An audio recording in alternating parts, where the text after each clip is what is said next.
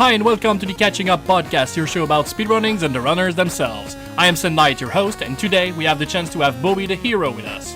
A speedrunner all about not only skills, but also his passion about sharing his love for the games he plays. Join me as we discover more about the man behind the speed.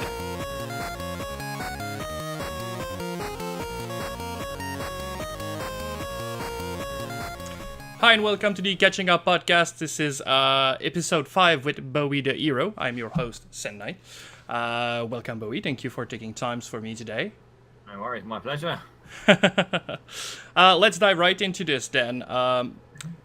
You have been one of the very oldest streamer and speedrunners that I know of. You have been there since a very long time, but can we put a time frame on this? When did you start speedrunning?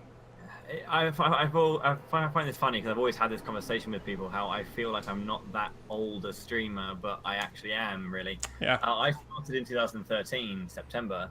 So I graduated from drama school that July, and was getting started in the world of acting and all that kind of stuff. And I just was thinking, well, in between auditions and in between shows and rehearsals, what can I do with my time? And I've been watching things like HDQ in the past, and I was just like, I feel like I should maybe try a speedrun of my own. And the rest is really history. I know that obviously there's a long story, but the rest is history from there, really. I kind of just started, graduated, moved to a new place, and started in September of that year. So okay. 5 years. 5 years. 5 years is quite a long time in speedrunning world. I mean, there was speedrunning way before that, even on a non-community level. Like, there was video games like you would think of Super Metroids or other games that would reward you for finishing the game quick. And even if there was no internet community, because there was no internet at all, speedrunning was already a thing. But even if we think about speedrunning as an internet community, then it's still not that old. I mean, I know I've been runnings for wasn't there some kind of a CD you could find in America that was a publicity for speedrunning, like on it may be like 15 or 20 years ago?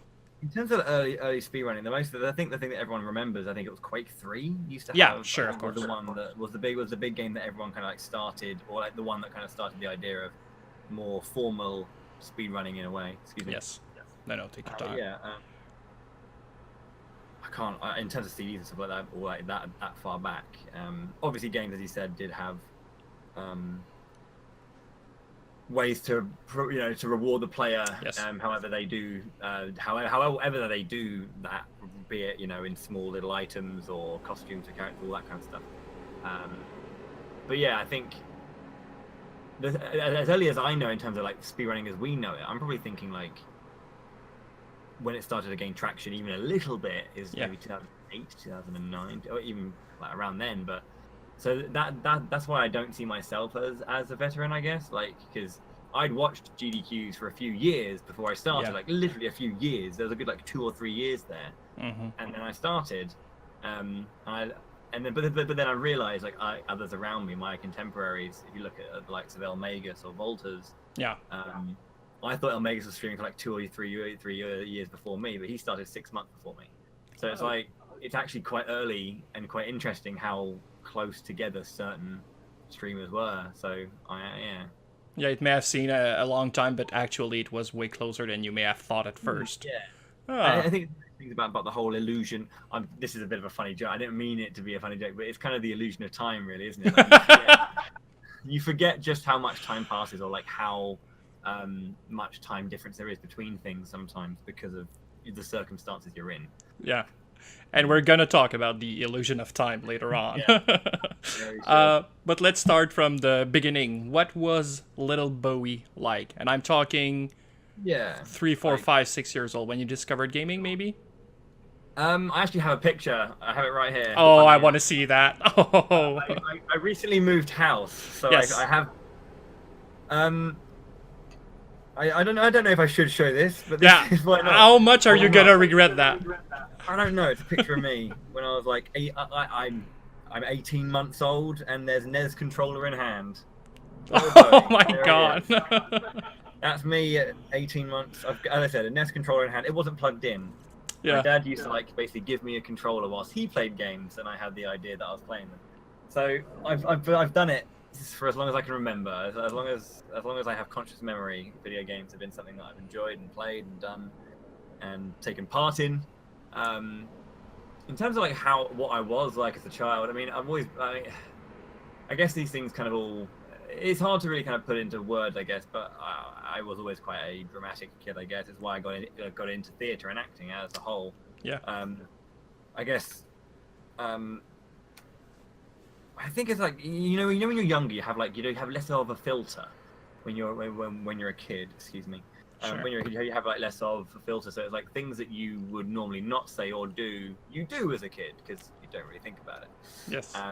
So I think it's kind of like a heightened version, or at least a little bit more intense version of, I guess, a similar person that I am today.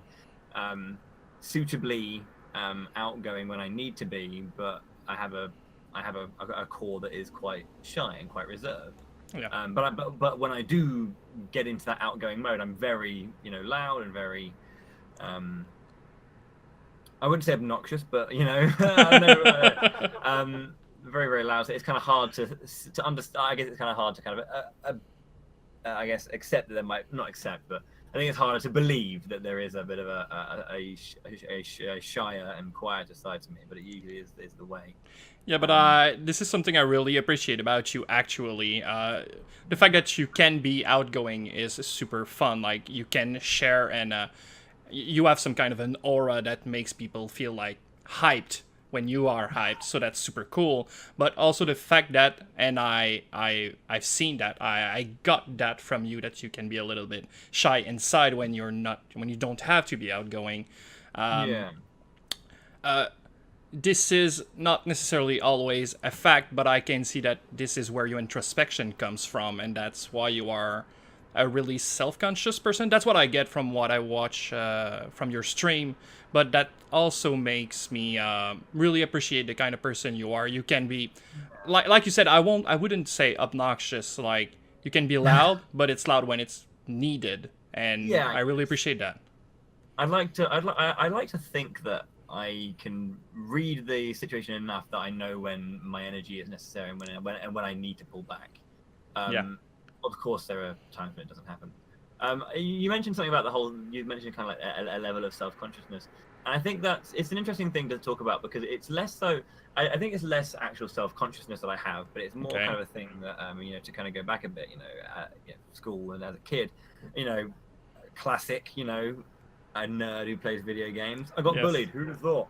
So it's like I was very much one of those kids who didn't let it get to me, really, like at least on the outside. Oh, nice. And I kind of I definitely fought against it and all that kind of stuff. But I think there's those little moments of debris of that kind of affects. And I think more often than not, what I find myself doing, rather than, this is why I kind of say it's not really self-consciousness per se, but it's more a sense of feeling I need to justify myself. Oh, okay. Not in terms of why I do what I do, because I feel that talks by itself. But like if I say something, it's like, oh no, I mean this. No, don't misunderstand me. I feel like I struggle or push too hard for people to understand what I mean. But sometimes I should just let things go. And I think that's kind of part of that, because I feel like when I was younger, I definitely felt like maybe I wasn't as. I know it sounds really like run of the mill to say I was misunderstood, but it's more a case of I felt like I never properly expressed how I truly felt in certain scenarios. So I think sometimes I can come across a bit vague, and that's where I'm kind of it's that thing where if someone says something that I already know, I'll go, yeah, I know. But I don't always need to do that, because it doesn't matter if I know or not, really. But I feel like I kind of need to. And yeah, that's kind of more what I feel when people mention the whole idea of the self-consciousness, more like a sense of trying to push to make sure that I'm understood correctly. Yeah, but just by the way you explained why you think that it may not be self-consciousness, it's actually very self-conscious of yourself, the way you explained it. I mean, you seem to have it may not be thought before, it may just be like reflexes, social reflexes, but you seem to be in pretty good control of what you Yeah, we all, each and every one of us, and me especially, sometimes I'm pretty sure I have a good read on a situation. I'm really pretty good at that most of the time. Yeah. But that doesn't mean that we're infallible, so even though I'm pretty good at it, it makes me even sometimes overconfident that I'm pretty sure that I've read the room and I know what's happening out there and how I should react, and sometimes it makes me, I can be obnoxious. Yeah. So, first game you fell in love with, because I won't say first game you've played, you probably don't even remember. Like 18 months old, you don't remember. It was probably Mario Brothers 1, I guess. I mean, I don't knows? know. Yeah. Hey, probably something like Zelda or Yeah. you know, the original Zelda. As I said, you know, that picture of me there with my NES controller in hand. That one was actually, my dad was playing Star Wars on the NES. Ooh. That's probably, it's either that or the original Zelda that I played first. Probably. First game that I fell in love with is very interesting because there are different games that kind of I realize now how much they meant to me, but maybe didn't realize it at the time. Okay. One of which, I think the top three, I'd say, would be Secret of Mana on the Super Nintendo, Final Fantasy Adventure or Mystic Quest on the Game Boy, Yes. and Shining Force 2. Yeah. Shining Force 2 for obvious reasons, like right here. Who would have thought? I know. It literally became a full identity for me in a way. Like you know, it's my name as such. You know, I mean, Bo the Hero is an online name, but you know, my name is kind of. I've all but gone to deep hole with the name change. You know, my birth name is not Bowie. So shock, horror, surprise. Not something that I feel. Not something that I like to share in these particular circles because. It's a different person. No, it's not a different person. It's me, but it's like it's not who I come across as. Yeah, we have a persona online, and it's different. Yeah. Many people know my name, and may have you even know it yourself. And it's not like I'd shy away if someone wants to guess it. I'd be like, yeah, that's my name. But like, it's not. I'd be a case of, you know, that's not what I want people to call me. So it's whatever. But I've all but gone into deep hole with it now. It's kind of one of those things where it's like I'll bash my foot and be like, oh god damn it, Bowie, to myself, and it's like, you know, it's a name I call myself. So for that, like that reason, that's why Shining Force 2 is a big one. I got 4 copies of the game up there. I don't know why. But, you want to make sure that if one breaks. Yeah, exactly. Speed running it and all. I think Secret of Mana is a very specific one because I would say it's my favorite game of all time. Yeah. And I would say that, and I'd happily say it's my favorite game of all time. But it's my favorite game of all time for a very, very specific reason. That reason being is that I played it with my brother and my sister growing up. So there's 3 characters, 2 boys and a girl. Yeah. My brother and sister. And my brother would play Randy, my sister would play Purim, and I'd play Papoy. And it'd be like, we'd play the 3 characters, and it was our characters. It was our, you know, how we played it. Yeah. And I'll never not have that as a specific memory and a specific reason why it is just my favorite game of all time. Yeah, and I can say that I really appreciate that game too. I was having a neighbor that we played video games together, and he had a brother, older brother, which was not into that much gaming, but when he discovered Secret of Mana, he was really deep into it, and he was playing Randy, and we were playing Popoy and the girl, and it was a lot of fun. Yeah. Really, really good game, and I think yes. I still love it, and of course I still love it the way I did, but I think it's very specifically for that reason as well. I know it's flawed. I've done the speed run for it, and it's crazy, and it's so much fun to play. But yeah, I think as much as it is my favorite game of all time, I think there are games that I like more. If that may not make sense in a way, but it does. Yeah. Because like it's a favorite because it's not just about how much I enjoy it, but it's about everything around it. Exactly. I think that I would probably say that I enjoy Seiken Densetsu 1 more, which is Mystic Quest, the Game Boy game. I think I enjoy that more, and I think the reason for that is I have a very specific memory of this, and it was Mystic Quest that did this. Went on holiday with the family, driving down to, I think, Cornwall, southwest of London, of England.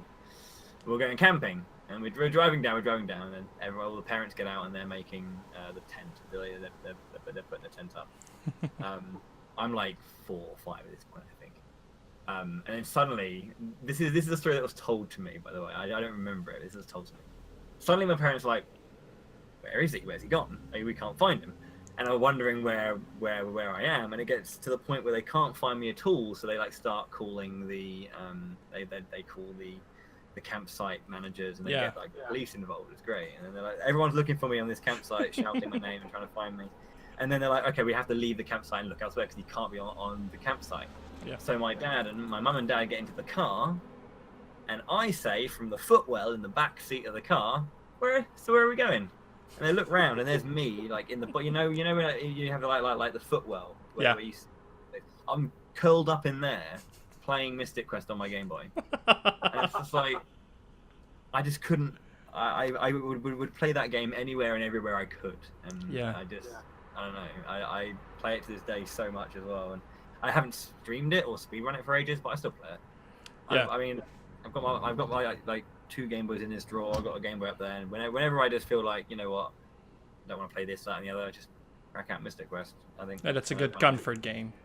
Yeah, it's just a game that I just enjoy playing. It's as far as Game Boy game goes, it was a really good game. Like there was a lot of depth into that game that I really appreciated when I was younger. Yes. Yeah. And still today it holds up.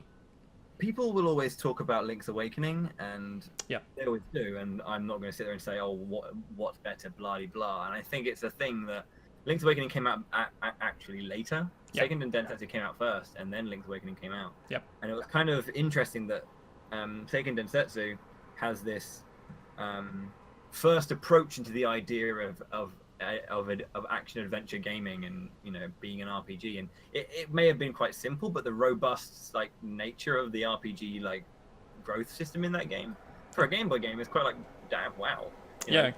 Secret of Mana didn't do it. Seiken Densetsu 3 kind of did it in a different way, in a more expansive way, so they had to kind of cut back on some things or change it around. But it's I think that not many games have it quite so simply yet so effectively in their games. Mm-hmm. I think that's kind of what's really good about it. I agree. Seiken Densetsu 3 did do better, but we're talking years later on a very stronger console. So it was really impressive for a Game Boy game to have so much depth. Yes, I really like that game, but I could never beat it. Probably because I was so young, but it was kind of a hard game. As long as you knew what you were doing, some of the bosses can be cheese, but they hit for half your life. I mean, it's the game is quite, as you say, surprisingly difficult. Yep. And I mean, damage values, there are weird spikes in the game where it just ramps up. And as you say, like if you've played it before, you know what you're doing, it's fine, but it can be very vague at times. I think we've all had this moment when we look back and play games from our childhood and go, how the hell did I get this when I was a kid? I had no idea.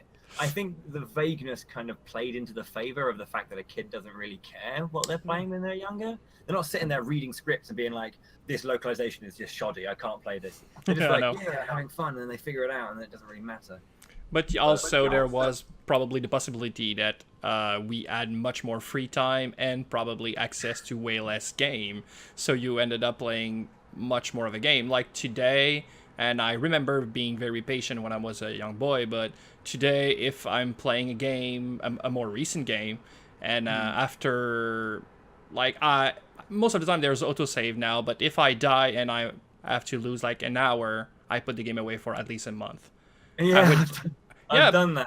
There's so many more games I have to play. There's that, like, my backlog of games I need to play because there's so much things out there is so big that if a game just jerk me, get me a real bad spot, I'm like, I'll come back later. Like, I don't want to grind that 1 hour again. I'm gonna do something else. But when I was young. Sorry, go ahead. No, but just when I was young, there was no other game. I was renting my games for. So I had one game every weekend, and it was that game. So if you have a bad time with it, you still play that again because there's nothing else. Yeah. See, I remember exactly that kind of thing, because I mean, I think it goes without saying that I play a lot of RPGs.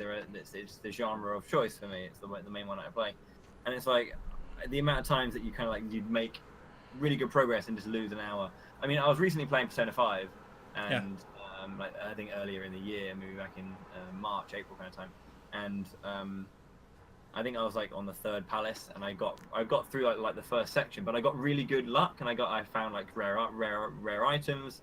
I got a rare monster that dropped like a lot of experience that I managed to grab, and it's just like I don't want to do that again because I'm not going to get as good luck. Exactly. Like, you get good luck with things that you're doing. If it's not immediately repeatable, what you just did, that it makes it even more annoying when you lose that time. I think.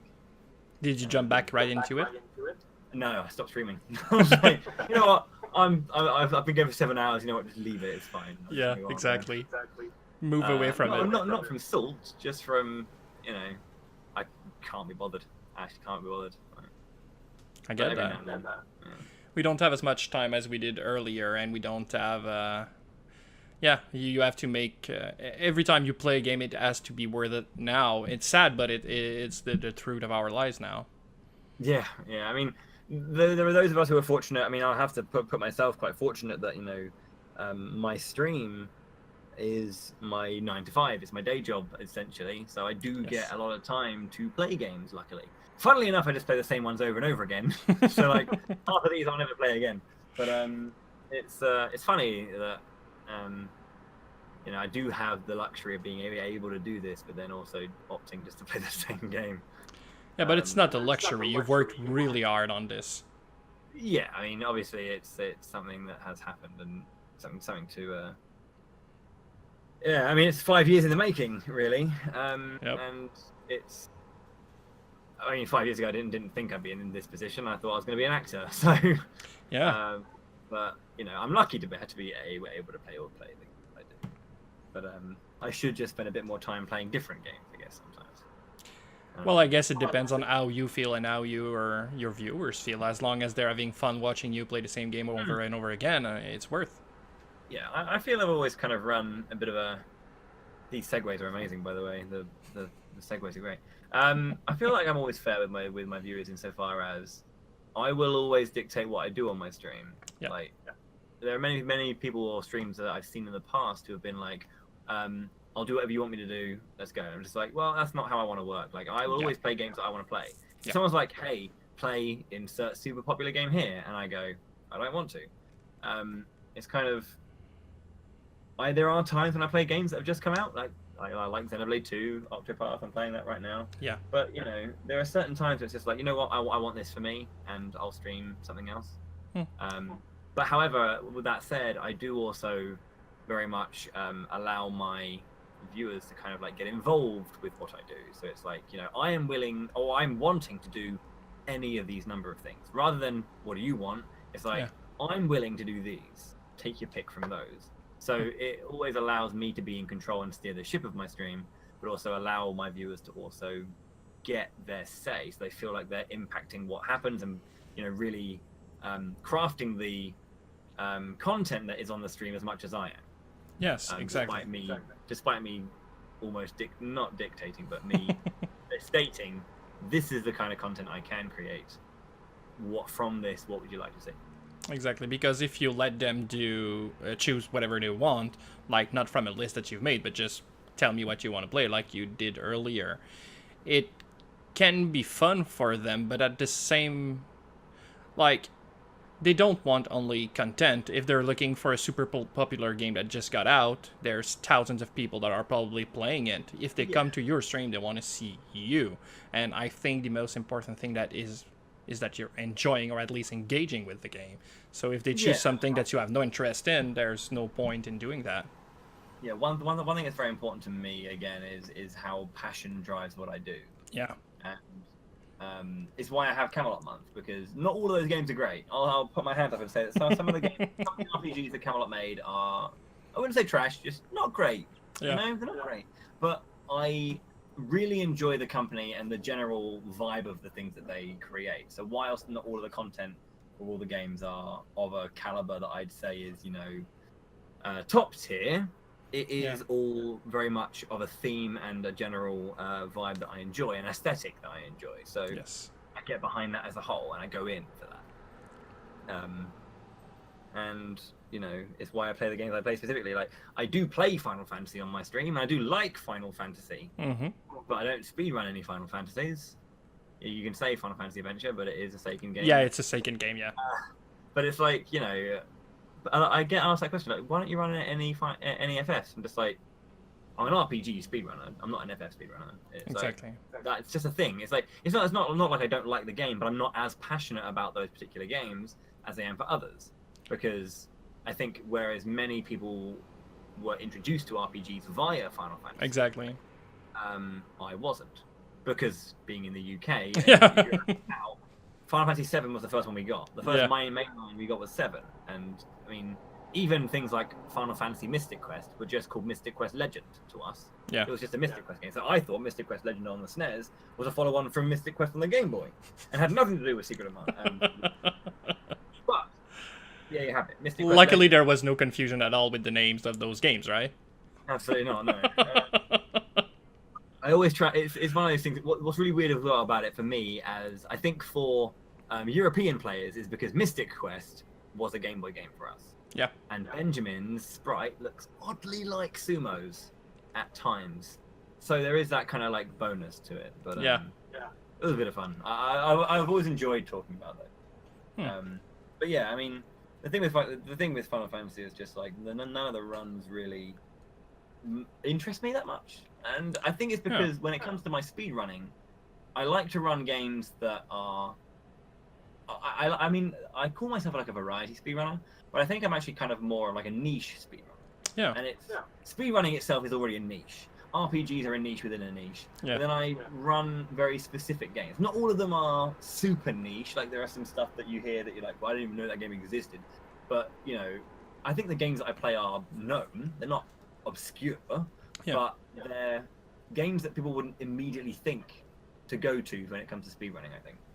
Yeah, but that's really interesting because you were talking about people asking you why you don't run Final Fantasy games, and I understand why you get that question a lot. Like you say, it's very popular RPGs, and you play RPGs, and there's a lane to make it there. But I think this is what I appreciate from you as a speedrunner and as a streamer, is actually the fact that you do play these, let's call them niche game, because like I said, they're not necessarily obscure, but if we talk about speedrunning, Final Fantasy runners, there's plenty of those. If I want Final Fantasy content, I can do that for days. I'm pretty sure that if I open my Twitch right now, there's 24 hours, 7 days a week of Final Fantasies going on.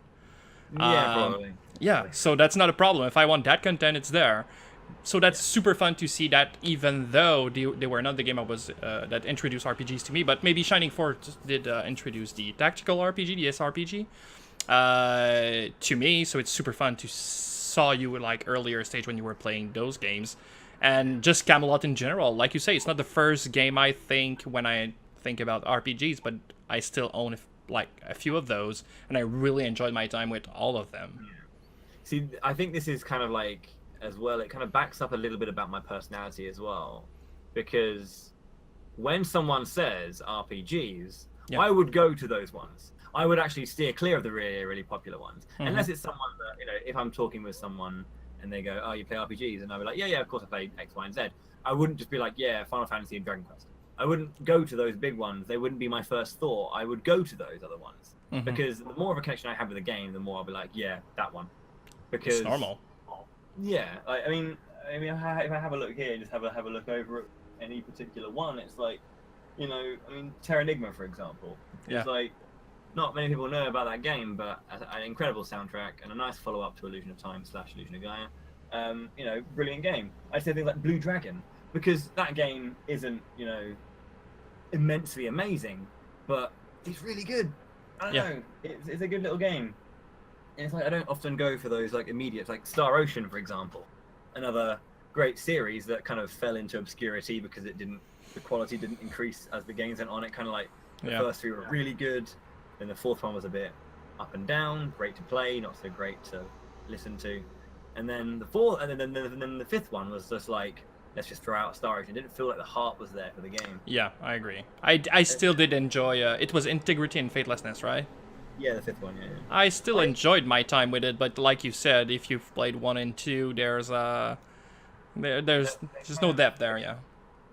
And it's like, I like talking about those games. They're the ones that I'd go to. Star Ocean is a big series for me. I love Star Ocean. I really enjoy it.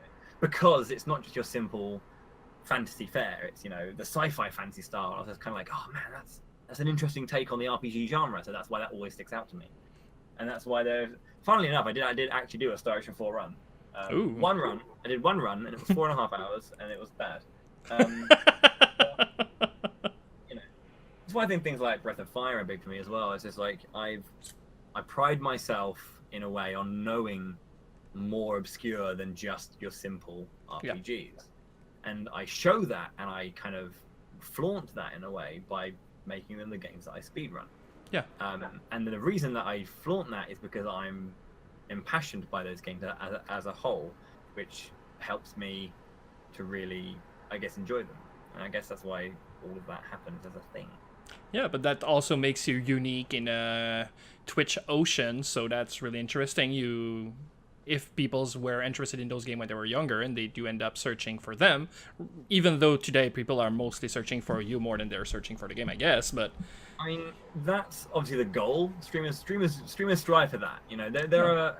I always see streaming, or like streaming on Twitch in three veins. You've got variety, you've got competitive, and you've got speedrunning. Yep. So you've got the people who just play a game casually and play whatever they want. Yeah. Then you've got those who are competitive in their game, and they'll play one, maybe two games, and only that. Yeah, like your CS players, like your League players, all those, or your Smash players, whatever. And then you've got speedrunners who will sit there and speedrun games, and that's what they do. Mm-hmm. Be it they speedrun 1 or 1,000,000 games, those are the things. Yep. And it's I think in all three of those veins, you want people to come to you not for the game you play, but for you. Yes. Even if it is a case of, you know, you only play League, so there's only one game someone can come to you for. They still want you to come in because you're playing a game they're interested in, but then go, I'm going to come back to your stream because you stream it well. Yeah. And I'd like to think that I'm in a position where, you know, my viewers go, oh, hey, Bowie's up, he's playing this, and let's go and watch him. And it's just like, yeah, great. I know I do. When I click on your name on Twitch, I don't even check the game you're playing before. I just see Bowie's online, I click. But then I'll be playing something that's absolutely awful, though. What about that? What about the day where I play something so unbelievably trash tier? I'm playing Beyond the Beyond. How about that? I'll be there. I've seen you play Beyond the Beyond. It was fun. I mean, I've watched Cuso Grande, so after that I can watch anything. It's not always about the game. Fair enough. I stand correct. It is the goal of streamers, though, isn't it? You know, to want people to come to them. And it's like I don't think there's anything wrong with a viewer coming for a game, because I do it myself. Mm-hmm. There are friends of mine who I support, and I will hand on heart say I don't always go into their stream. Yeah. You know, because I'm on Twitch so much, it's harder for me to watch as much as well. Makes sense. Everyone has a role on Twitch, and it's like not everyone streams. Or like a lot of people stream, but not everyone can stream in a certain way, like in a full-time way. Let's do this. Yeah. So it's like those people who don't stream in that manner will have a bit more of a viewer's job. To watching and being part of the consumer, being part of the consumer side of things. Mm-hmm. Because you've got your content creators and you've got your content consumers. And I'm a creator on Twitch. I do consume content as well. I have to watch my peers. I have to take note about how other people are doing things and how I would want to do things, and as well as also hang out with my friends and talk to my friends and you know, be part of that community. It's actually kind of an interesting thing that's brought up. Sorry for talking your ear off. No, that's what I want. Go on. Yeah. The more you talk, the less I do, the better it is. Oh, fair enough. Today on stream, in fact, I was saying that I noted that very, very recently I've been very much a solo streamer, insofar as I haven't really spoken to my communities as much. I'm talking to my viewers, and I'm in my Discord, sure, but I mean, I'm not hanging out in the other communities as much and really getting involved in talking and saying hi and being a presence. And there's reasons for that. Obviously, if people who haven't seen my stream or my camera for a while, this behind me might look different. Yeah. I moved. And it wasn't a comfortable move, it was a stressful move. Yeah. So, you know, all that kind of stuff. So I have reasons why it hasn't been as intense, but then I also feel like I can still make an effort to be there. I don't want to miss out on things in terms of like helping my community, helping my friends, all that kind of stuff. So yeah, I mean, like being part of the community is a really, really important thing, and you know, Yeah. I need to do that.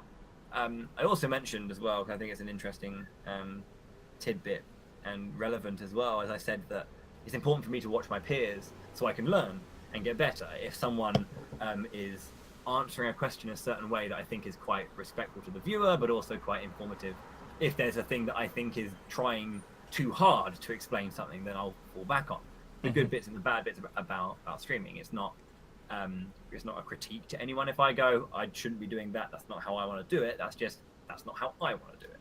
Yeah. Thing. But one thing that is important is looking at what people do well. And I was watching my friend Takaze TV, another RPG speedrunner, a lovely guy, a member of the RPG community. And I was watching him do a 4-job fiesta.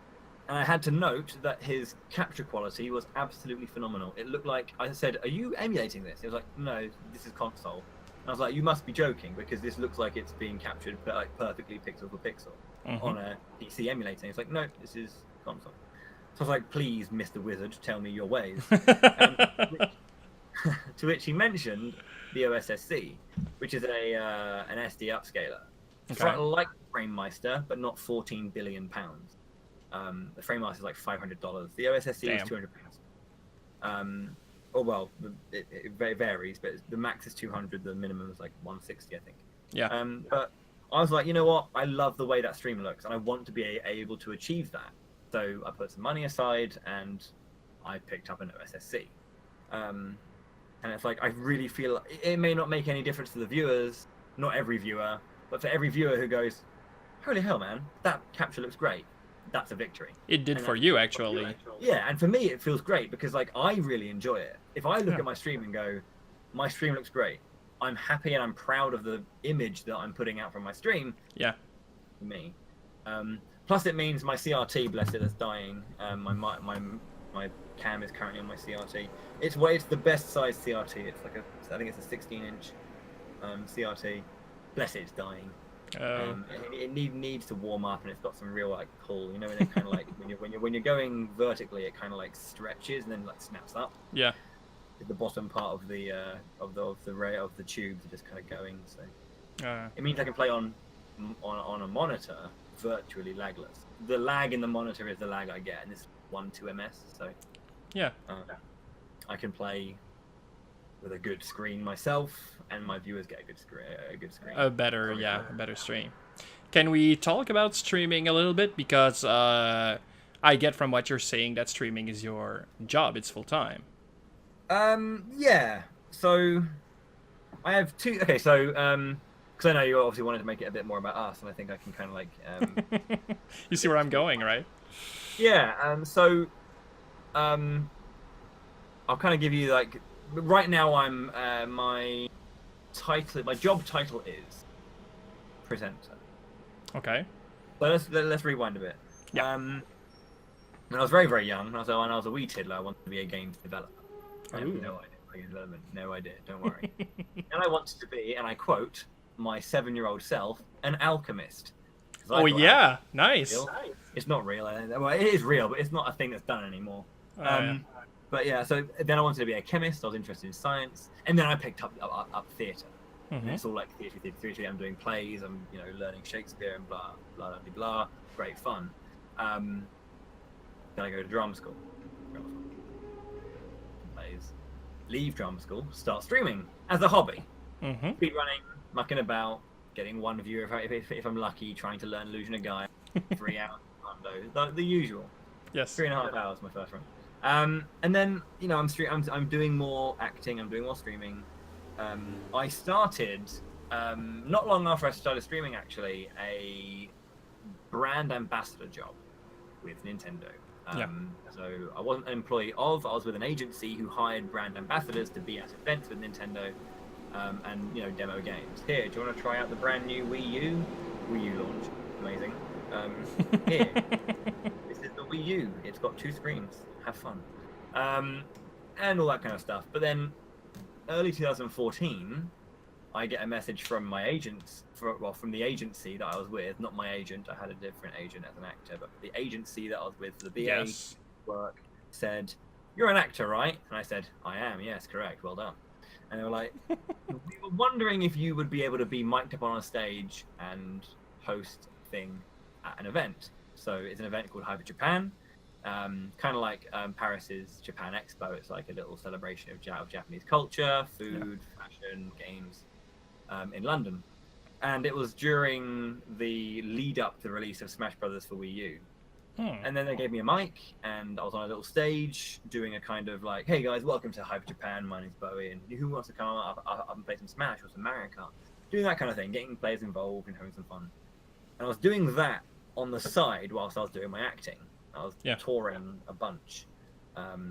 Touring the UK, doing children's theatre, doing like educative pieces of theatre for kids, and then doing workshops with them to help them like understand the themes and go through the stuff. You know, physically getting involved to to learn and to act. And have a bit of fun. I was doing this BA work as well, and doing the streaming, doing the stage presenting work. Fast forward to 2000 and I want to say 16. I go to RPG Limit Break for the first year. Yeah. For the first time, and that's my first trip to America. I come back. On the flight out, I get a call for a big gig. I'm like, oh mate, okay, amazing. I've got a big gig when I get home, so I'm gonna go to America, do this thing, come back, big gig, big tour, love it. Came home, had a week off, then went on tour. About a month into the tour, I really hurt my back. Oh. Put it out. Playing the Mad Hatter in Alice in Wonderland. I was a replacement for the previous Hatter who was having to duck out. Okay. They choreographed a lift in this play that had in mind the original Hatter, who's a little bit shorter than I am. Okay. So I'm a very tall man, and I had to lift the girl playing Alice in a very specific way, but because of my height, it made it very, very awkward. It's going fine for a month, but one time I get it wrong, back goes. Ouch. So I had to leave the play. I had to leave the tour, unfortunately, about 2.5 months early. Yeah. It was a really, really good gig, paid well, all that kind of stuff. Quite a good one for a touring actor. Mm-hmm. Came back and I was like, you know what? I've been doing well with my stream. Whilst I'm ill or injured, I want to stream a bit more. So I started streaming again fully, and kind of like putting more than just 2-3 days a week into it. I was like, right, this is it. I'm going to stream. Whilst I'm injured, just stream. So I had nothing else to do. My back was knackered, and it's your back, and it's bad, and you need to look after it. Even now, I get like the odd twinge if I sit on it improperly. That's why when people watch my stream, I might do this a lot. I'm just basically shifting the weight where I'm sitting, so I don't hurt my back. Yeah, basically. So I was streaming a lot, and then I get partnered on Twitch. I'm just like, holy crap, partnered on Twitch. I can do this as a thing. All the while this was happening, as I've been doing all this, I'm doing the stage work with Nintendo. That same summer, Limit Break happened. Loads of momentum coming out for the stream. Yes. I go on tour, killing the momentum, injured, back to streaming, build the momentum up again. I'm hitting 100 average viewers. Boom. Wow. I get partner. Amazing. This is great. Like a week later, Nintendo go, we'd like you to come down we're going to speak to the agency, we need you to come and do a thing. So I went and did the thing. It was a thing for Splatoon, a tournament for Splatoon. And not the community manager, but the product manager for Splatoon 2 said, just as an aside, how much are the agency paying you per day? And I said, very, very, this is how much I get paid a day. Mm-hmm. And she said, that's absolutely outrageous. That's disgusting. They can't pay you that much. You're here for 8 hours and paid that cameraman here for 2 hours, triple the price. Wow. And I'm like, okay, sure. And she was like, no, none of that. Leave the agency. We'll get you on our books. And I'm like, yeah. so that face, that was perfect. Yeah. So fast forward then to 2017, I'm now a partnered streamer and starting to build up a bit more of that and doing that. My first gig properly with Nintendo as a on-the-books freelance presenter for them, not with the agency, begins. So then, since that kind of time, like 2016, since I became partner, really, both my streaming and my presenting has kind of like happened together. and I built up the pair of them. As a presenter, I do live event hosting, so kind of, at an event live, like I was saying, mic'd up on stages, going, hey kids, who wants to come up and play a game? If you dab on my stage, I'm throwing you off. That kind of stuff. Having great fun. Yes. But also, it's like, for streams, being a live host, sitting there going, hey, welcome to the stream. We're going to be playing this game for wonderful prizes. And also doing commentary for, Nintendo-based esports, Splatoon, Mario Kart, Smash, you name it. So I'm now a freelance presenter as well. That was a long story, but I think that kind of gives you all the ins and outs of it and where it's kind of come. Because the interest in acting and the interest in games and the interest in all this kind of stuff, note that when I was doing acting, it was all live theatre, not recorded. Mm-hmm. It's big because I live stream. I don't do YouTube videos. I live stream. Because I'm different every day, and I play differently every day. My content will be different every day. I like the liveness of theatre. I like the liveness of streaming. And I like the liveness of these events we go to. On a Sunday, I'm knackered. My voice is hoarse. I'm tired. It's like, hey guys, welcome to the event. Hope you're having a great one. Let's go. But then people who realise that and recognise that know that I'm giving it my all as well when I'm at these events. It also means that I'm not doing the best to look after my voice, but it does show how much I put into it, and I feel like that. I just know that if I don't have full drive for something, I'll still be able to do the job, but you won't get the best from me. Yeah. That's both a blessing and a curse. It's a blessing because if you get me on something I love, I'm gonna nail it. I think I'll put my hand up and say I will knock it out of the park. I know you would, yeah. If you want me to talk about RPGs, all day on stage for you, there's no person better in the UK to talk about RPGs on stage for you. I can do it in a corporate manner, I can do it in a fan manner. I know what to do because I'm impassioned about it. You asked me to talk about cheese. Now, I love cheese, don't get me wrong, but I don't know as much about cheese or get as impassioned about cheese as I do about games. Yeah. So I can still do the job, but you wouldn't get the same me. Mm. So I know what I like and I know what I love. Yeah. And I love streaming, so I do it, and it is my 9 to 5. But it's my 9 to 5 when I don't have gigs. My gigs will always take precedence. If someone goes, right, we've got a weekend, I'm like, cool, stream's off. I'm going to Germany for 4 days. I'll be back in a bit. Then I come back and then I stream. Yeah. What's tough about this is Twitch, for all intents and purposes, I'm going to say this very, very bluntly, but I mean it in no disrespect and no bad way, is a very fickle place. Very fickle. If you're gone for a few days, everyone's gone. They go. And understandably so, because they need or want consistent content. And of course they'll come back, but like it may be in a bit of time. Some people just go forever and you'll never see them again, and that's fine. Yep. But that's the nature of the beast. I've had it. So I mean, even if it's like even if it's like something that someone does better, people can disappear or come and go as they please. No one's obligated to be here. Yeah. I'm not obligated. I'm not owed or entitled to any set sum of money for streaming a ton of times in the day. Yeah. I have to do my best to present the content, to communicate to my people, to give them incentive to stay, give them incentive to support, all that stuff. And it reminds me of being an actor again. I feel like I'm being an actor again because every day I'm playing games, sure, but I could be playing games like this, and that was really good. Because when we're at home by ourselves, I don't. When I'm streaming, when I play games casually on stream, that's not how I play games casually when I'm. No, of course not. I'm probably either like feet up. Probably, in this weather, I'm probably going to be in my underwear because it's boiling hot. But I don't sit there and voice act out the cutscenes. I just sit there and go.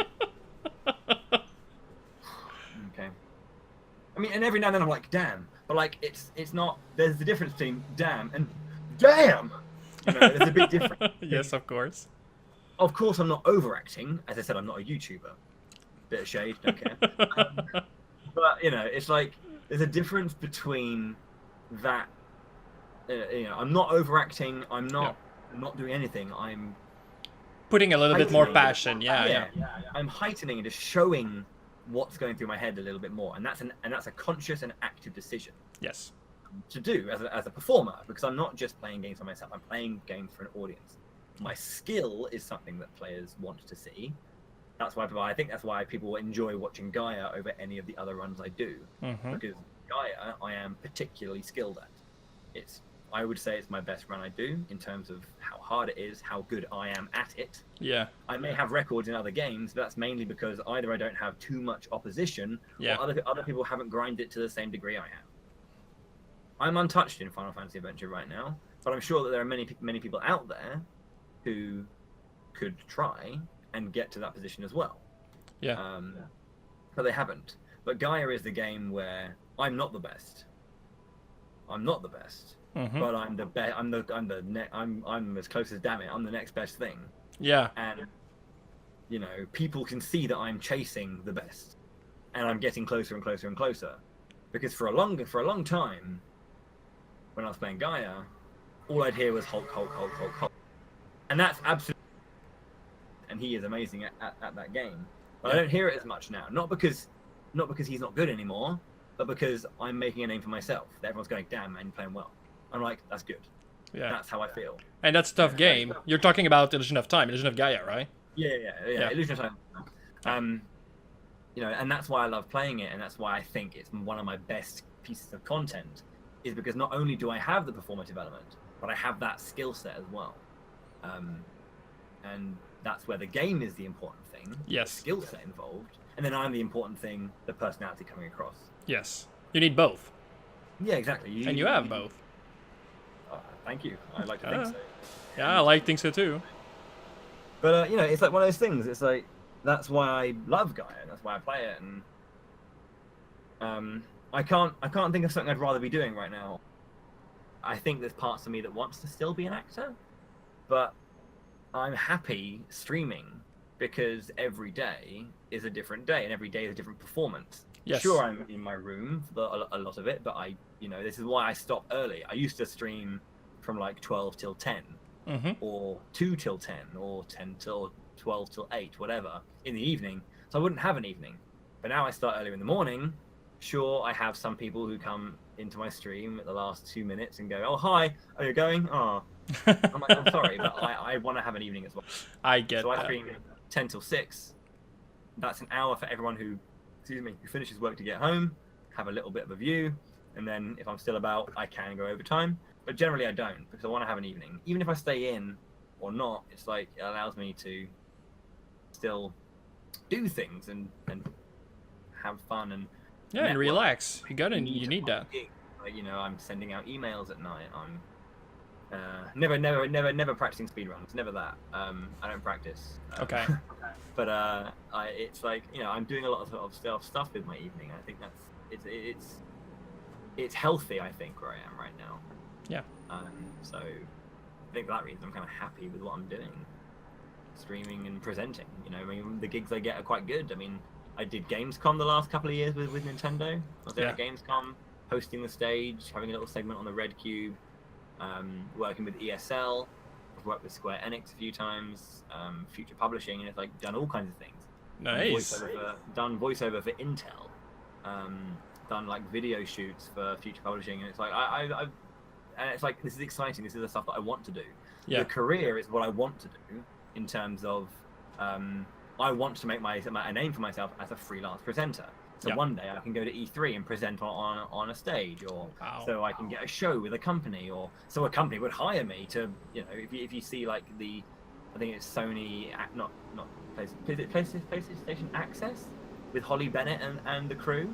Okay, yes. You know, what she's doing, having a consistent show with a company as an official face for the company, for the community space.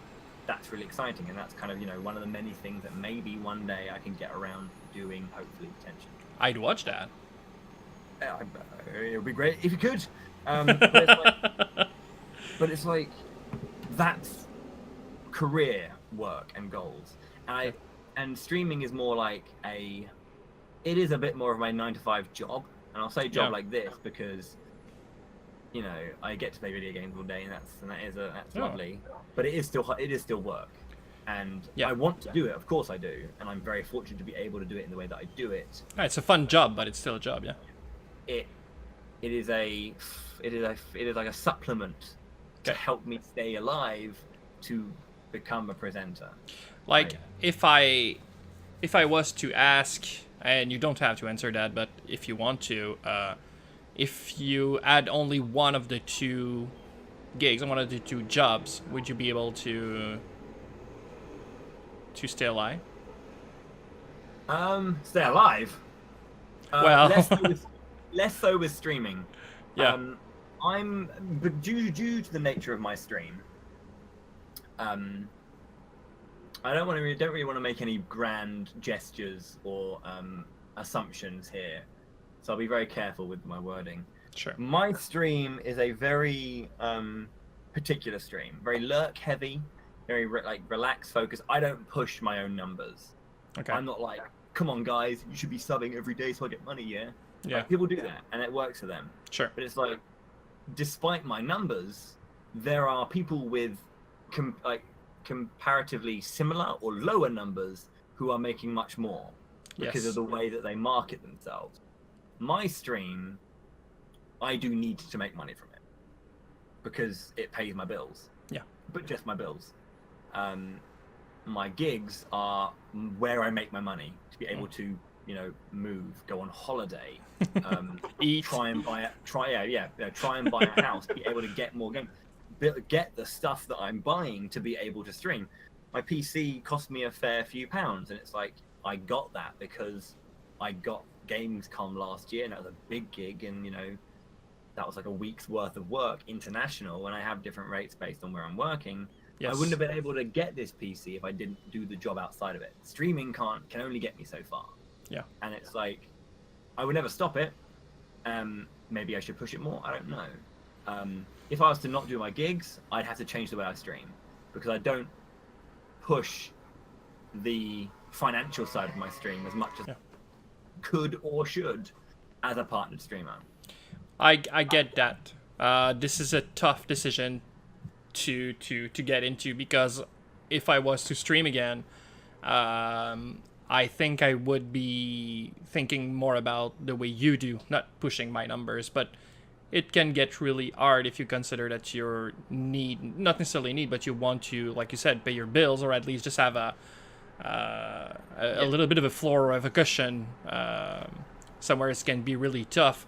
I really understand the train hype and things like this, like subbing goals and today we're going to be working on this or that and to get to that stretch goal or a thing like this. But I'm not really big into those. I don't mean that people shouldn't do it or that people shouldn't be hyped and getting aboard a train.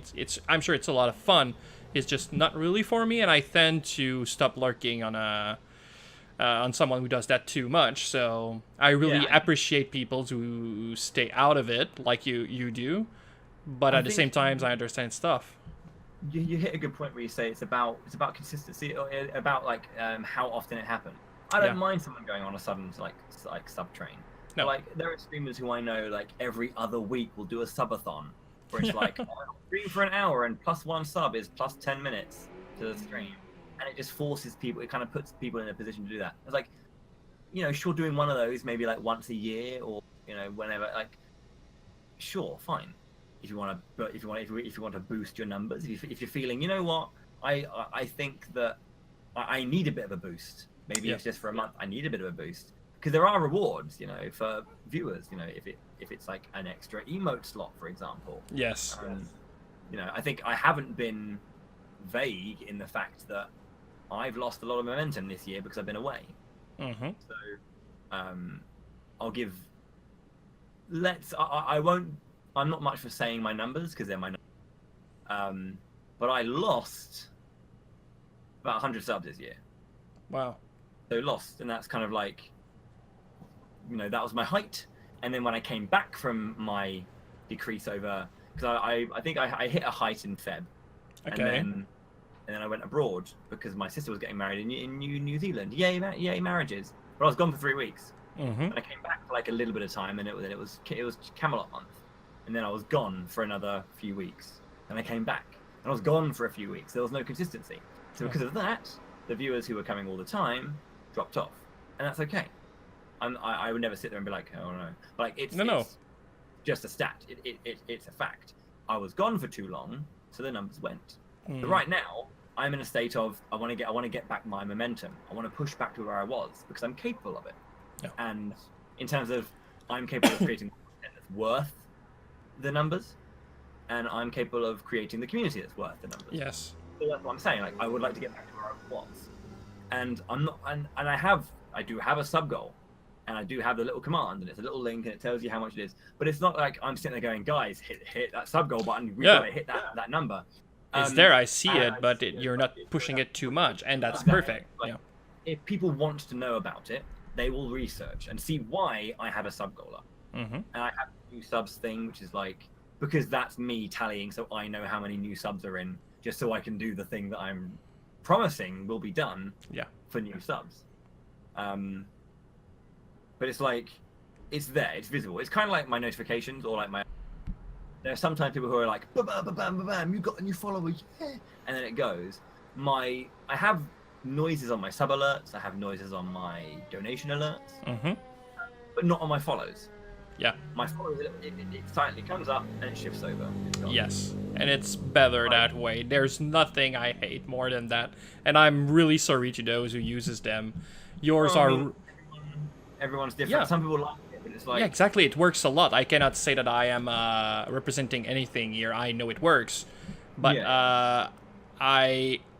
look, yours are really subtle. Like, it's there. There's the noise from Shining Force. It goes away really fast, and it's not too long, and it's all right. And it's not followed by a message read by a computer voice after. But when I see that, I cannot stay. It's just impossible. Yeah, no.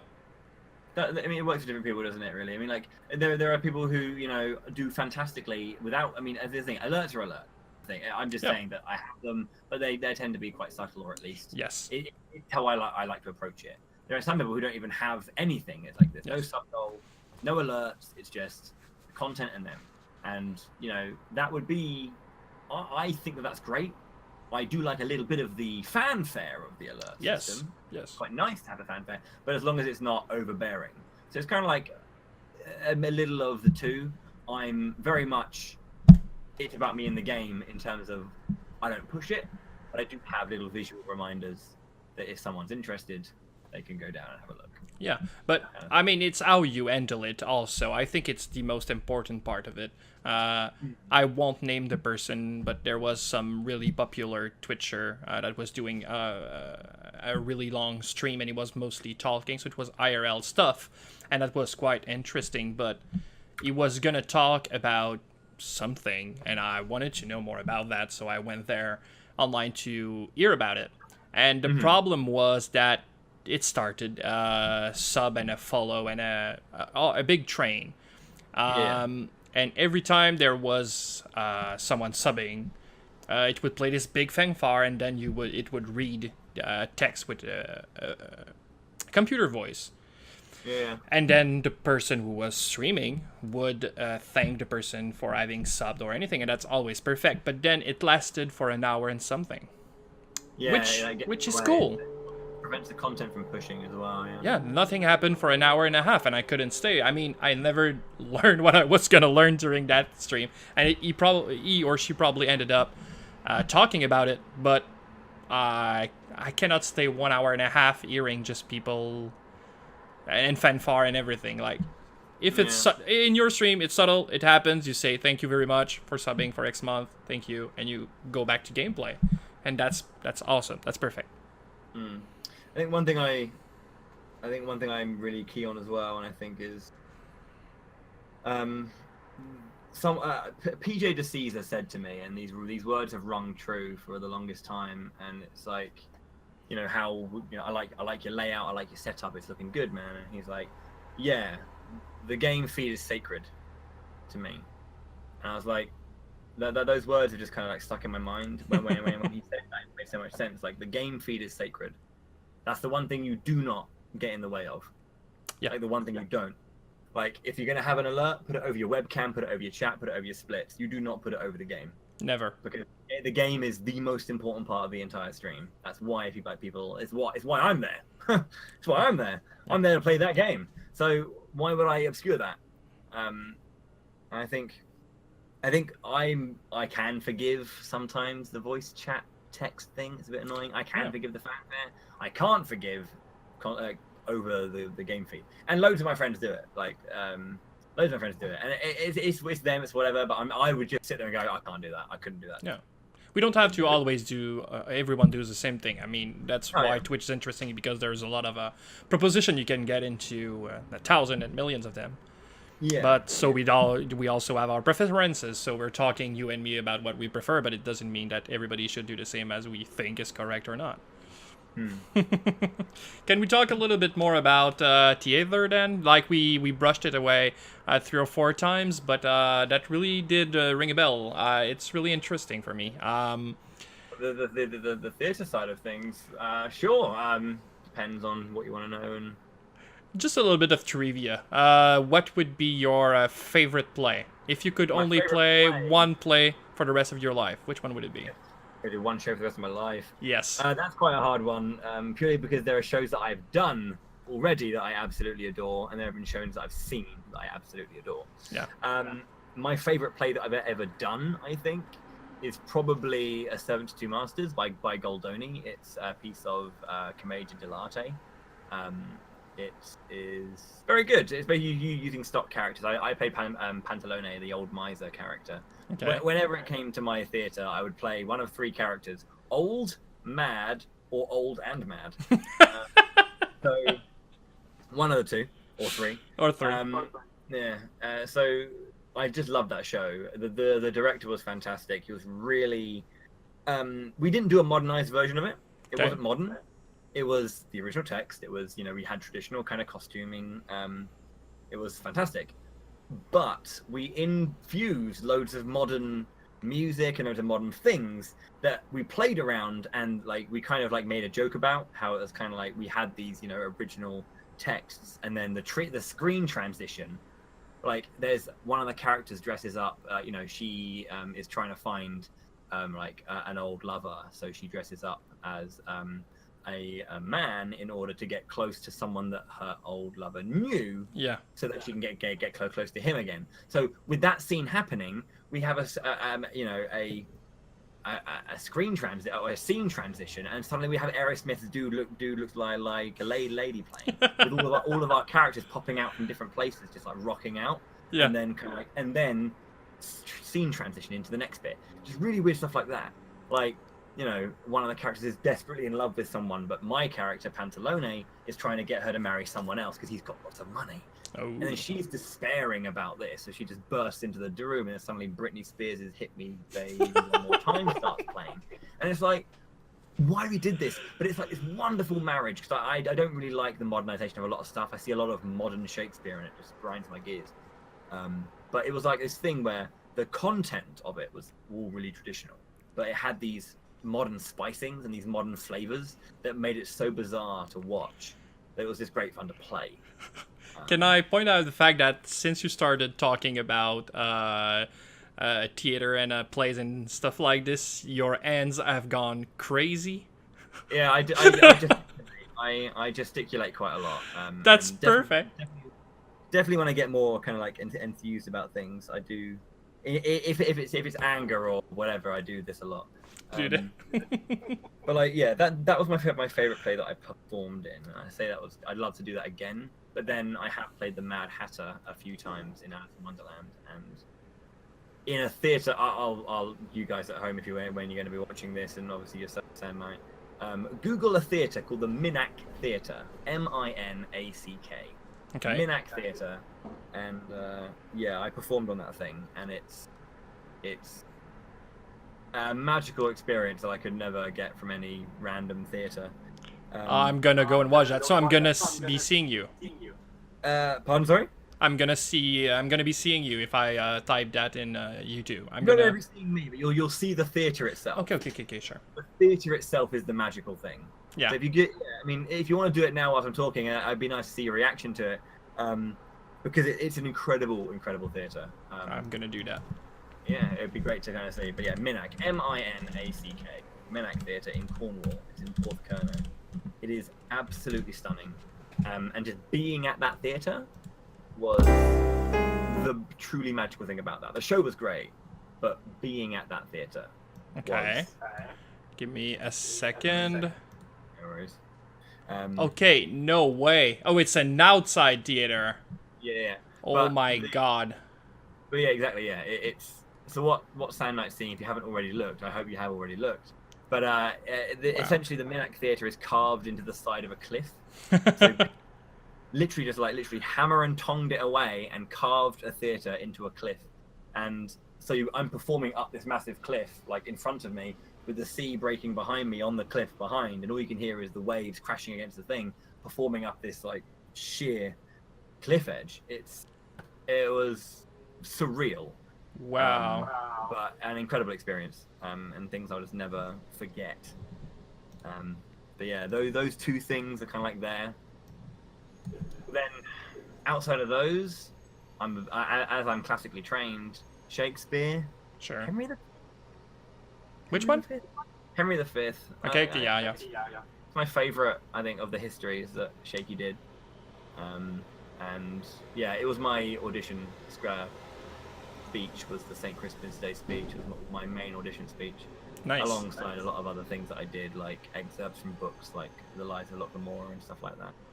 If you could only watch one then, not one you'll be playing, but one you would appreciate as a viewer, yeah.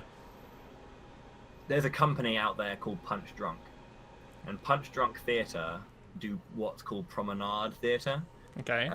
Promenade Theatre is a very unique type of theatre where they basically create a world and you walk through it, and then there's scenes happening at different places. So we went to go see two of them. There was the Mask of the Red Death, which is an adaptation of Edgar Allan Poe's variety of works. Nice. Usher, The Telltale Heart, all those kind of things. All of the stuff that Poe did, or a bunch of the stuff that Poe did. Yeah. Main Telltale Heart and The Fall of the House of Usher. But they also did Faust by Goethe. And I went into this massive like sugar mill in Wapping, in London. It's a 5-story sugar mill, and they're like, they're all the ushers are in character. They're like, step this way. Have you got the mask on? They give you a mask and you go in. They bring you into this elevator and they send you up to. They say, this is the first floor. Who would like to get off? A bunch of people get off, and then they go to the next floor. Please. And then sometimes they'll be like, hey, you. I think you should get off, and then they send you off. Then you're in this world and you just walk around like through a forest or through a town or whatever, and there's like hundreds of actors or tens of actors, probably like 30 odd actors over the 5 floors who have a schedule. They have to go here and do a thing here for a little bit, and they have to be over here, then they have to be over, and they have to go up and down floors. There is a narrative, and you just have to find it. Oh, and nice. The most mesmerizing thing being inside this world, and just kind of like, you see an actor running, you see an actor who's like, you can tell because they haven't got masks on. You're like, right, let's follow them. So you follow that actor for ages, and then you're kind of like watching them, and then they'll like usher you into a room, and you watch them do a thing with another actor, and then they just leave, and you're like, okay, cool. What's next? And then maybe you might see a group of other audience members swarming somewhere. Like, oh man, what are they watching? Let's go and follow it. But like the show cycles 2 or 3 times. They'll do all of it twice. So you have a chance if you miss the finale in the basement to catch it the second time. If you don't know the story of Faust, Dr. Faustus sells his soul to Mephistopheles for a year of whatever he wants, and then a year later Mephistopheles comes to take his soul. He's like, I'll give you whatever you want back for your soul in a year, basically. And so the whole idea is that we watch him enjoying his time, and then the finale is his soul being taken away. This mesmerizing piece of like acrobatics in this dingy basement with one of those kind of like interrogation lights swinging around. Okay. This guy like flying around along this like amazing, and it's just kind of like I could watch this kind of theatre all day and never get bored, because I always find something or see something new every time. And oh man, I saw those 2 pieces by Punch Drunk, and truly fantastic theatre and masters of the craft of Promenade. We actually did Promenade Theatre for one of my school exams because of that. Nice. It was really cool. If time and money was not a constraint of any kind, would your perfect life would be comprised of the 3: presenting, theater, and streaming? Or any combination of those, or only one of them? I would change the wording as such. Gaming would be a thing, obviously, that I'd do. Yeah. Theatre for sure, and food. I'm a big fan. I'm a big fan of food. Yeah. But like specifically like delving into cuisines and trying different cuisines Sure. in countries. So it's like I'd travel, I think, and eat. I'm a big history buff as well. I'm not buff, like fan. I like history. Nice. I do like read about it, mainly about culture. Not like history is like this is what happened back in the day, but rather like cultural history. Yeah. So like I know. I mean, I have one example, and it's very, very obvious, I guess. But you know, things like feudal Japan. Not necessarily. I like Japan's history not because of what Japan is now, but because of what Japan was. Exactly. Yeah. And the thing is, like, everyone would go, "Oh yeah, the samurai are really cool." Like, yeah, they are. But like, the tea ceremony is really interesting, and like how you know how important like tea is to them, and like how like ceremony and ritual and all those kinds of things are really intriguing. Yeah. And you know, their gardening was insane, and their arts and crafts were amazing. Yeah, devotion to their craft, yes. Yeah, my architecture as well. I mean, I'm not a religious man at all. I never have been. Probably don't think I ever will be. We'll find out. I'm not 45 yet. But one thing I do appreciate about religion is that its architecture is always gorgeous. Yeah. Architecture is stunning. So I'm a big fan of that too. So it's like I travel for those kind of reasons, just to see different architecture, different cultures, and different foods. That's a good reason to travel. You don't need more. Yeah. Yeah. Funnily enough, a few places that I want to travel are because of games that I've played. Like, I'd love to go see the Nazca lines. Legend of Gaia, yes. Yeah, I mean, things like Angkor Wat. I'd love to go and see Angkor Wat. I'd love to go and see the Uyuni salt flats.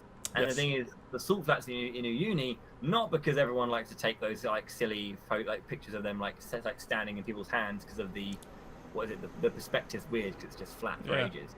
But I really want to go see it because I saw it in Shadow Hearts. So it's like, I don't know why. I see places in games and I'm like, oh, real place. I want to go there. Yeah, of course. I'd feel the same. I don't know if I have talked about it before with you, but if it's a first, then we'll do it now. I always give the chance for my guests to shout out another streamer, another speedrunner. And the interesting part in it is that no matter who he is, he will receive from you an invitation to the show. So you can give that shout out to someone that you consider is criminally underrated. Or maybe it's someone that is not necessarily underrated, but maybe it's someone that you might want to know more about because you've always talked about streaming and speedrunning, but you don't know as a person. Or just someone you think that our viewers would be interested in discovering. Do you have someone in mind? Interesting. I mean, there are people who I would love. I think I'd like to like hear this kind of stuff about, but I don't think it'd be something that they would be interested. Maybe in like immediately interested in sharing, perhaps. I don't. Off the top of my head, I can't think. Like there are loads of people who I'd be interested to kind of like. I myself would be interested to learn a little bit more about, but also, you know, good streamers too. I don't know. After Five's a nice chap. After Five, he's a nice chap. Ty2358 is a nice chap. Like he and I go long back when it comes to Shining Force, but yeah, Ty2358. He's a good friend of mine, and I've met him a few times, and we hang out. One of those streamers who has an interestingly core experience when you watch his Shining stuff, and then has loads of little offshoots as well. But he's a hilariously funny guy, and he's great fun. Professor Palmer, I think, as well, I would give a recommendation to because he is a hilarious man, and like me, is a bit of an idiot when he finds a certain niche and just goes into that niche. I'm with Camelot, he's with level 5. Met him at Limit Break, and I helped him commentate the Ni no Kuni run. And an absolute joy to meet and work with. Endlessly funny man. It's crazy. because he's like, you know, he does stand-up comedy at times. He works all the time. You know, he says this, you know, he says this as a thing, but you know, he's a young father. It's just like he does so much, and it's just kind of, yeah, I think he's a really, really cool guy, and he plays loads of stupid games like I do. Like, he also ran Beyond the Beyond.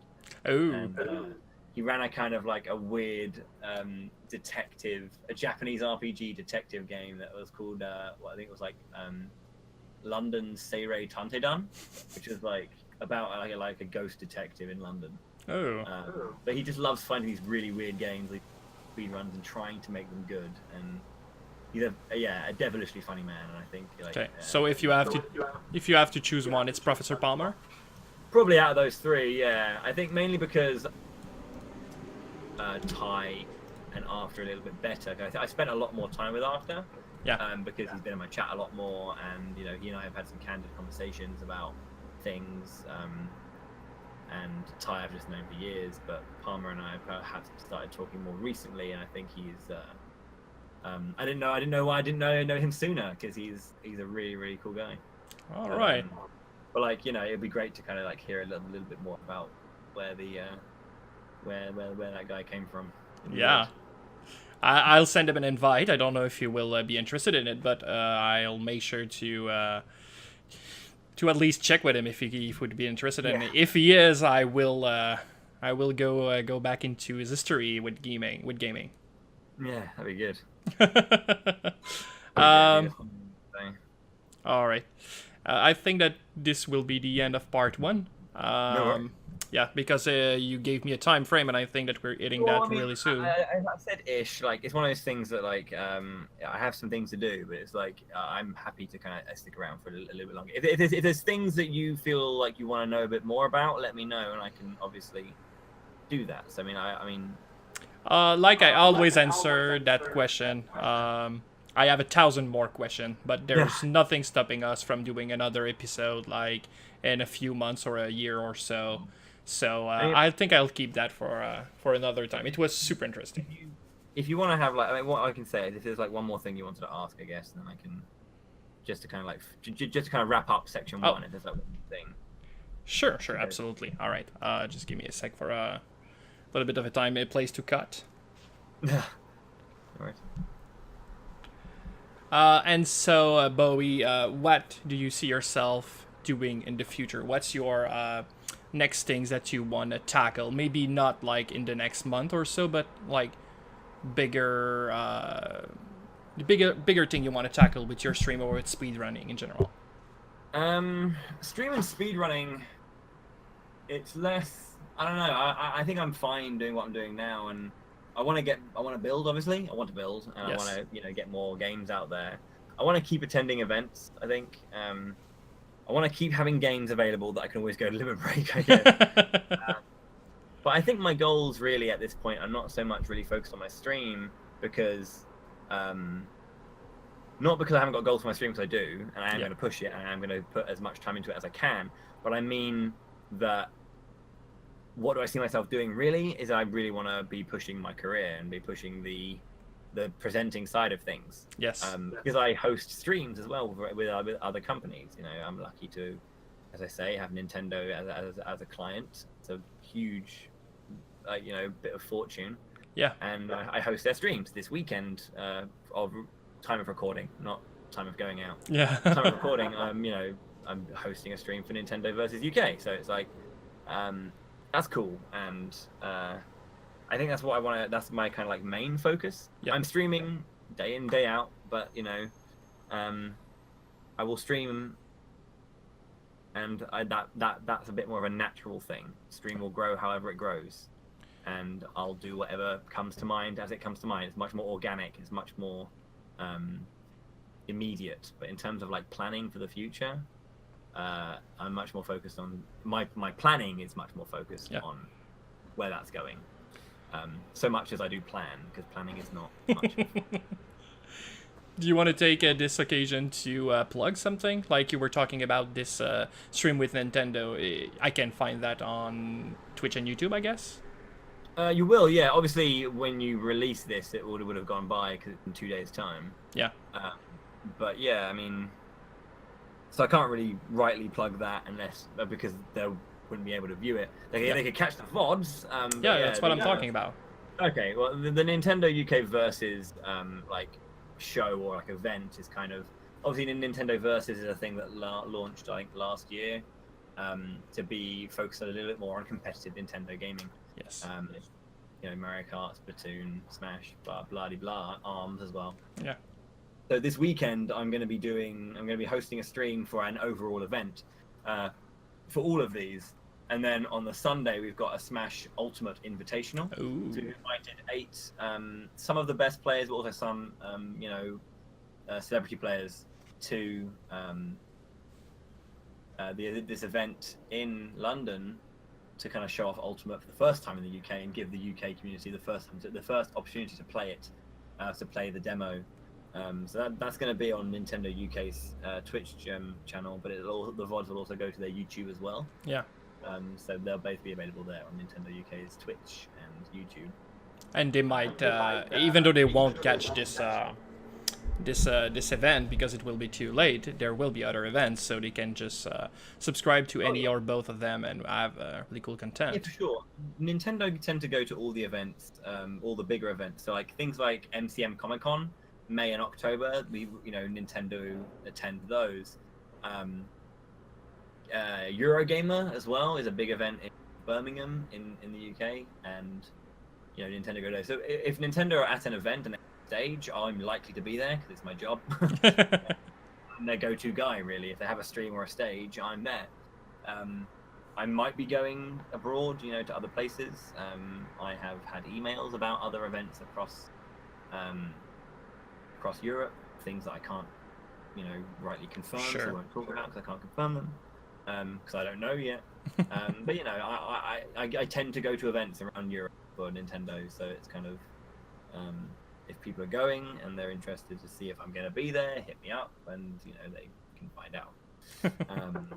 But in terms of streams, I don't know. In terms of like actual streaming and events immediately, nothing really kind of like immediate to plug. But yeah, you can catch kind of like the more professional stuff that I do outside of the stream there. Yeah. Oh, all right. Well, in terms of general plugs, like my Moon Bros, El Megas, Genya, Happy Squid, Sake, High Spirits, and et al. All of us who together create a little community. Shout out to them. Honestly, go and follow them all because they're fantastic. Yes, they are. More of my close community, like C:\\, who's a very good streamer as well. Lovely guy. Ninzard is, I should specifically talk about Ninzard. Because for stream purposes, I have not met he is this is kind of a really, really weird way of putting it, but he's my most trusted mod. Okay. And that's not to disrespect any of my other mods, of course. And I know someone is definitely going to be I said that. But like Ninzard goes above and beyond a lot of the time to do a bunch of stuff behind the scenes that a lot of people don't see. Yeah. And yeah, he's just, as long as I can remember, he's been about. I remember I added him to my team. I say mod team, I added him to that kind of like thing for Xenoblade Chronicles X when that came out. Yeah. But he and I have talked a lot over the years, and he's a really good friend, and specifically I think that he's a great guy. So thanks to him, because I'm able to do a lot because he's there looking out for me. Yeah. That's really cool. He's a really good guy. And then things that obviously like our sister team, Moon Bros, and then the Rip Runners. So Yaga, Ryukozakotl, et al. On that side. Colthal the Barbarian as well. Good lads, and we work together, and that's great fun. And then there's like kind of your offshoots, other great shout outs to people like RPG Chick, to Kaze, PJ DeCaesar, and other people as well, because there's loads more. Yes, there's always loads more. Those are the ones I want to kind of like specifically say have always kind of been around, been a conversation, been in my ear, and been people that I look up to, respect, and talk to, and take their criticism, and hopefully get stronger with them. So. Well, by the point of right now, I think that you got really stronger. That's really a super cool stream. And you did name a lot of runners, but you didn't name yourself, so I will. Go on Bowie the Hero stream. It's super fun. It's always really casual, but there's a lot of energy to it. It's a super place to be, so go and drop a follow, at least a follow for him. It's a super cool place.